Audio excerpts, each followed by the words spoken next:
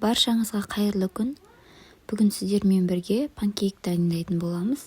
Балалар сүйіп жейтін, өте дәмді болып шығатын бұл панкейктің рецептін толық құрамын описание бөліміне де жазып қалдырып кететін боламын. Бір жұмыртқаның үстіне 40 грамм қантымызды және 1 шай қасық тұзымызды қосып, венчикпен жақсылап араластырамыз. Бұл жерде сүтіміз жылы болуы керек. Мен сүтімді жылытып алдым және сары майды алдын ала ертіп дайындап қойдым. Қант пен жұмыртқа біркелкі массаға енгеннен кейін ертілген сары майымызды үстіне құйып, жақсылап қантымыз толығымен ергенше араластырамыз.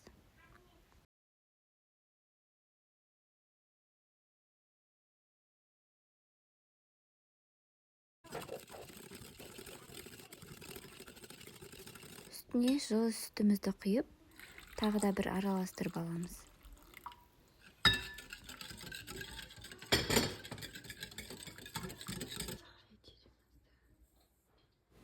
Енді осы дайындап алған сұйық массамыздың үстіне 1 шай қасық разрыхлитель және ұнымыздың тең жартысын едектен өткіземіз.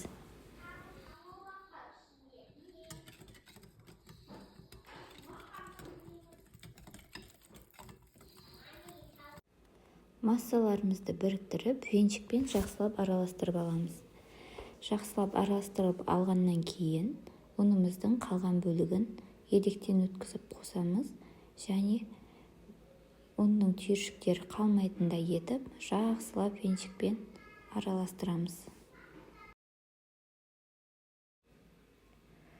Венчикпен араластырып алғаннан кейін, дәл осылай бөлме температурасында 1 жарты сағаттай қалдырып қойсаңыздар болады, немесе мен сияқты бірден бастап кетсеңіздер де болады. Міне бізде соңында осындай сұйық масса болады. Енді табамызды алып, отқа қыздырып аламыз. Табамыз қызғаннан кейін астын жай отқа қойып, құймаларымызды құямыз. Бір ескерте кететін нәрсе, бұл жерде табамызды ешқандай майламаймыз. Құрғақ күйінде құймаларымызды орналастырып аламыз. Табамызға құймаларымызды құйғаннан кейін осындай көпіршіктер пайда болады. Сол кезінде уже дайын деген сөз, теріс аударып аламыз. Панкейктеріміз тез пісетін болады. Жанында қарап тұрып, тез-тезден алып отырамыз. Мен алуға жеңіл болу үшін 1-1 қасықтан 4 құйма құйдым. Сіздер егер мүмкіндік болса, егер табаларыңыз үлкенде болса, бұдан да көбірек құйып әзірлесеңіздер болады. Екі шетінде қызартып алып, панкейктерімізді ала береміз. Міне, мен панкейктерім дайын болды.